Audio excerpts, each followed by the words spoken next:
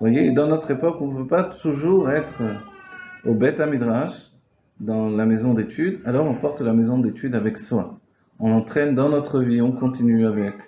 Je me rappelle avoir entendu le Rav Nautique dire que quelqu'un se retrouve, il voulait partir étudier, il voulait faire une belle journée d'études, etc. Et puis il se retrouve chez le médecin, il se retrouve dans la salle d'attente, etc., etc. Et il est en train de tempêter contre la situation. Il se dit pourquoi tout ce temps perdu? Alors qu'en réalité, il devrait se rendre compte qu'il a du temps. Il a du temps pour faire son chitat, son rambam, pour étudier. Et ce temps qui lui a été donné, et aujourd'hui on a des portables, même si on a oublié de prendre un livre avec nous, par le biais de mon téléphone, le téléphone, c'est ça un téléphone caché.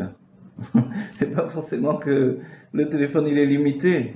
Voilà, c'est pas en nous coupant les bras, on va plus frapper personne. En nous cousant la bouche, on va plus dire la shonara. Vous voyez, que Dieu préserve en mettant en s'empêchant de voir, en devenant aveugle, on va plus voir les femmes, etc. Non, évidemment tout ça c'est chitsoniut. C'est ça devient presque grossier. C'est grossier par rapport à l'âme divine évidemment. Dans le travail humain, ça peut être considéré comme une approche des choses, mais c'est certainement pas dans l'approche de la Chassidut Rabban. La Chassidut Rabban nous prévient que, avant d'en arriver à dire une mauvaise parole, la Shonara, il est évident que j'ai auparavant préparé la situation dans mon intellect, dans ma pensée. Donc en fait, le travail se passe dans ma pensée, et c'est là où l'Admorazaka nous donne les kelim. Alors je peux dire, mais moi je suis pas un intellectuel, je suis un manuel, je suis un homme d'affaires, est-ce que je sais? Mais en fait, non, on a tous un cerveau. On a un cerveau, on a une chorma, bina, vedaat, c'est chacun d'entre nous. On a accès au monde divin, c'est chacun d'entre nous.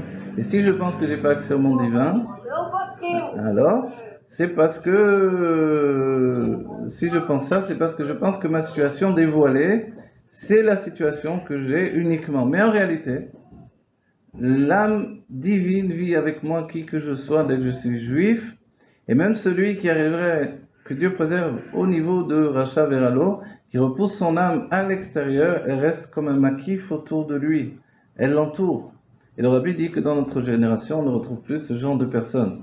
Quelqu'un qui connaîtrait la Torah et qui l'utilise pour aller contre Dieu, etc., etc. Bon, ça suffit.